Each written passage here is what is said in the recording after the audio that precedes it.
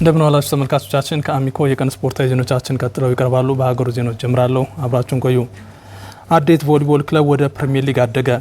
በሁለተኛው የኢትዮጵያ ክልል ክለቦች ቮሊቦል ሻምፒዮና አራተኛ ዙር ጨዋታዎች ትናንት ሲደረጉ አዴት ኮየፈቸን 3-2 ረቷል። በስድስት ክለቦች መካከል ወደ ቮሊቦል ፕሪሚየር ሊጉ ለማደግ በሚደረገው ፉክክር የአማራ ክልል ተወካዩ አዴት ቮሊቦል ክለብ 4 ጨዋታዎችን አድርጎ ሁሉንም አሸንፏል። እስካሁን ካደረጋቸው ጨዋታዎች 11 ነጥብ በመሰብሰብም በመሪነት ተቀምጧል። ክለቡ ለሻምፒዮናነት እድሉን ያሰፋ ሲሆን የቀጣይ ዓመት የቮሊቦል ፕሪሚየር ሊግ ተሳታፊ መሆኑንም አረጋግጧል።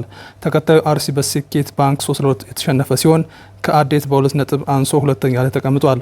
ውድድሩ እሁድ የሚጠናቀቅ ሲሆን ለሻምፒዮናነትም አዴት ከአርሲ ጨዋታቸውን ያደርጋሉ።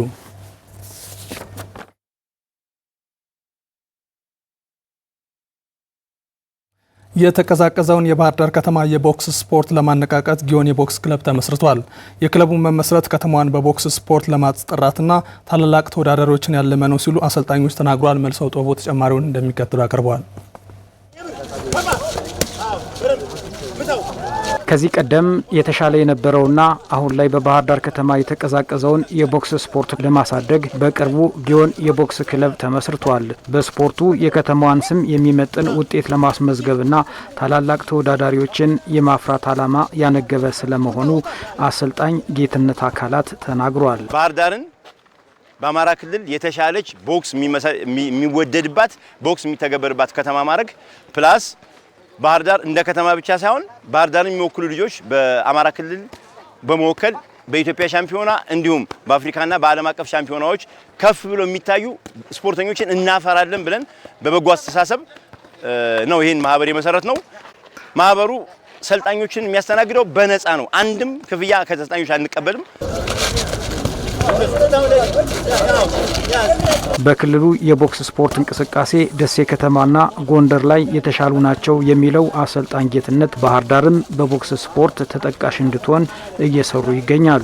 ባህር ዳር ላይ እስካሁን የነበረው ትሬንድ እንደነገርኩ ላለፉት 10 እና 12 ዓመታት የነበረው ትሬንድ ውድድር ሲደርስ ልጆችን ሰብስቦ መሄድ ብቻ ነው። እሱን ትሬንድ ማስወገድና ስፖርቱ በየዕለት ከዕለት እንደ ቁርስ ምሳ፣ እራት የሚሰራ በፍቅር የሚኖር ስፖርት መሆኑን ማሳየትና ለማህበረሰቡ እድገቱን ከፍ ያለ ማድረግ ነው ዓላማችን።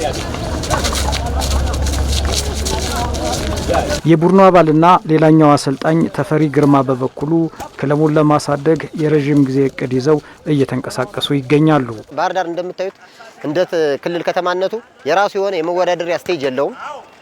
እሱን ለማሰራት ከፍተኛ ጥረት እያደረግን ነው። በማህበሩ ስም ማለት ከፍተኛ የተለያዩ ባለሀብቶችን አልፎ ተርፎ ከዞን ጽህፈት ቤቶች ጋራ ከስፖርት ጽህፈት ቤቶች ጋራ በመነጋገር የቦክስ ፌዴሬሽኖች ጋር እየተነጋገርን የተለያዩ ወረቀቶችን ይዘን እየተንቀሳቀስን ነው።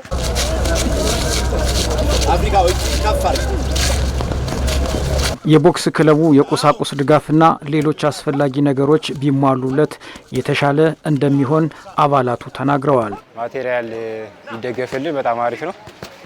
እዛ ውጭ ትሬኒንግ መስሪያም ያው እንደምታዩት እዚህ ጋር ነው እየሰራን ያለው። ትሬኒንግ መስሪያ ቦታም ቢመቻችልን 2019 በኢትዮጵያ ክለቦች ሻምፒዮና ባህር ዳርን ወክለን እንወዳደራለን እቅድ ይዘናል። በ2019 ዓ.ም እዛ ውስጥ ክለብ ሻምፒዮና ማለት በኢትዮጵያ ብሔራዊ ቡድን ደረጃ ያሉ ቦክሰኞችን ነው የምንገጥመውና ለዛም ልክ ብቁ የሚሆኑ ልጆችን ለማፍራት ነው። የባህር ዳር ከተማ አስተዳደር ቦክስ ፌዴሬሽን ፕሬዝዳንት ኮማንደር ሙሉጌታ ጥላሁን ክለቡ አዲስ የተመሰረተ በመሆኑ ያለበትን የቁሳቁስ አቅርቦት ለመፍታት ፌዴሬሽኑ እየሰራ መሆኑን ተናግረዋል። ለባህር ዳር ከተማ ችግራችን ምንድነው? እንደምታየው ሜዳ ላይ ነው ስራ እየሰራን ያለ ነው። የቦታ የራሱን የቻለ አዳራሽ ያስፈልገናል። ሳኮን አንጠልጥለን በተገቢው መልኩ ሳኮ ምንሰራበት እንዲሁም ደግሞ ሪንግ ቢሰራም ሪንግን ያው ዝናብ ፀሐይ ሲፈራረቅበት በቀላሉ ሊበላሽ የሚችል ነገር ነው። ከፍተኛ ወጪ ወጡበት። ከዛ ጋር በተያያዘ አሁን እንደ ባህር ዳር ከተማ አዳራሽ ሊሰጥ የሚችልበትን ሁኔታ እየተነጋገርን ነው። መልካም ፍቃደኛ ናቸው ይሄን ለማድረግ።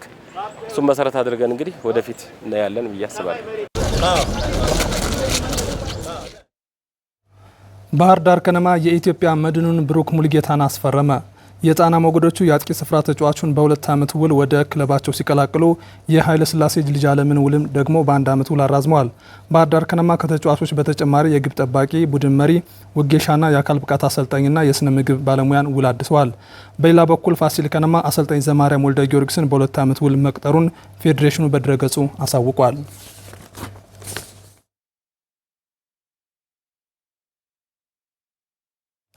8 ክለቦችን የሚያሳትፈው 20ኛው የአዲስ አበባ ከተማ ዋንጫ ከመስከረም 6 ጀምሮ ይካሄዳል። የውድድሩ የንግድ ኮመርሻል መብት ለ3 ዓመታት በሚዘልቅ ውል በ45 ሚሊዮን ብር መሸጡን የአዲስ አበባ እግር ኳስ ፌዴሬሽን አስታውቋል። ባዘው መኮንን ተጨማሪው እንደሚከተለው አቅርበዋል። 20ኛው የአዲስ አበባ ከተማ ዋንጫ ከመስከረም 9 እስከ 26 2019 ዓ.ም እንደሚካሄድ የአዲስ አበባ እግር ኳስ ፌዴሬሽን ገልጿል። 20ኛ ዓመቱ ላይ የሚገኘውን የአዲስ አበባ ከተማ ዋንጫ ካሁን በፊት ከነበሩት ውድድሮች በተሻለ መልኩ ለማዘጋጀት ቅድመ ዝግጅት መደረጉንም ፌዴሬሽኑ አሳውቋል። እንግዲህ ዘንድሮ 20ኛ ዓመታችን እንደመሆኑ መጠን ሲቲ ካፑ እጅግ በጣም በአማረ መልኩና የአዲስ አበባ ከተማን ካሁን ካለው ገጽታዋ ጋር ተመሳሳይ እንዲመስል ከማድረግ አኳያ ብዙ ስራዎች የተሰሩበት ሁኔታ ነው ያለውና ቅዱስ ጊዮርጊስ ስፖርት ክለብ፣ ኢትዮጵያ ቡና ስፖርት ክለብ፣ ኢትዮ ኤሌክትሪክ ስፖርት ክለብ፣ ኢትዮጵያ ንግድ ባንክ ስፖርት ክለብ፣ ኢትዮጵያ መድን ስፖርት ክለብና መቻል ስፖርት ክለብ ስድስቱን በዘንድሮ ሲቲ ካፕ ታሪካዊ ስለሆነ ለመሳተፍ ዝግጁ ነን ብለው ወደ ስልጠና የገቡም አሉ። ከ18 ጀምሮም ደግሞ ስልጠናቸውን እንደሚጀምሩ አሳውቀውናል። የዘንድሮ የፕሪሚየር ሊግ የተቀላቀለው ጋሞ ጭንጫ ስፖርት ክለብ ምላሽ ሰጥቶናል እና እነሱን ባለፈው አዲስ አበባ ላይ በነበረው ውድድር ላይ የነበራቸውን ተመልካች የነበራቸውን ሞራል ግምት ውስጥ በማስገባት የእነሱን ጥያቄ ተቀብለን ተሳታፊ እንዲሆኑ ፈቅደንላቸዋል። በሌላ በኩል ደግሞ የአዳማ ስፖርት ክለብ በዚህ ውድድር ላይ እንደሚሳተፍ ኦፊሻሊ ያሳውቁናል። ውድድሩ ለ3 ዓመታት በሚዘልቅ ውል በ45 ሚሊዮን ብር የተሸጠ ሲሆን ስምምነቱም ከዘንድሮ ውድድር ጀምሮ ተግባራዊ ይሆናል። የከተማችን እግር ኳስ ረጅም ታሪክ፣ ግዙፍ የህዝብ መሰረት እና በርካታ ታላላቅ ስፖርቶችን ያፈራ የሀገራችን የስፖርት አለኝታ ነው። ነገር ግን ይህንን አቅም እምቅ ሀብት ወደ ተሻለ ደረጃ ለማሸጋገር የፋይናንስ አቅምን ማጠናከርና ዘመናዊ የንግድ ስራዎችን ማስተዋወቅ አማራጭ የሌለው አስፈላጊ ስራ መሆኑን አውቀን በዚህ ላይ ስንሰራ ቆይተናል። ፌዴሬሽናችን ለ5 እና ለቀጣይ ዓመታት ከያዘው ስትራቴጂካዊ እቅድ አንጻር ከታዋቂው አጋር ድርጅታችን ቫርዳስ ኢንተርቴይንመንት እና ኒዮ ማርኬቲንግ ጋር በመሆን ለቀጣይ 3 ዓመታት የሚቆይ የ45 ሚሊዮን የኮመርሻል መብቶችን ሽያጭ ስምምነት መፈራረማችንን ስንገልጽ በደስታ ነው። ይህ አጋርነት ለከተማችን እግር ኳስ ህይወት የሚዘራ ስፖርቱን ፕሮፌሽናልነቱን ወደ ታላቅ ደረጃ የሚያሸጋግር እንዲሁም ሙሉ እምነት አለኝ። ከውድድሩ የሚገኘው ገቢ የከተማዋን የእግር ኳስ ልማት ለማገዝ እንደሚውልም ተገልጿል። እኛ ያገኘነውን ወደ ሀብት እንቀይረዋለን፣ ወደ ሀብት የቀየርነውን ደግሞ ወደ ልማት እናደርገዋለን። የመጀመሪያ ፕራዮሪቲ ሰጠን እነዚህ ልማቶች ላይ ቢውሉ፣ ስልጠናዎች ላይ፣ ሌሎች ነገሮች ላይ እነዚህ ነገሮች ላይ ቢውሉ ብለን ሀሳብ እናቀርባለን። ፕላን ውስጥ እንከታለን። ጠቅላላ ጉባኤ ደግሞ ሀሳብ ይሰጥበታል። ሲያጸድቀው ወደዛ ይሄዳል። 8 ክለቦች የሚሳተፉበት 20ኛው የአዲስ አበባ ከተማ ዋንጫ በአዲስ አበባ ስቴዲየም እንደሚደረግ ፌዴሬሽኑ በመግለጫው አመላክቷል።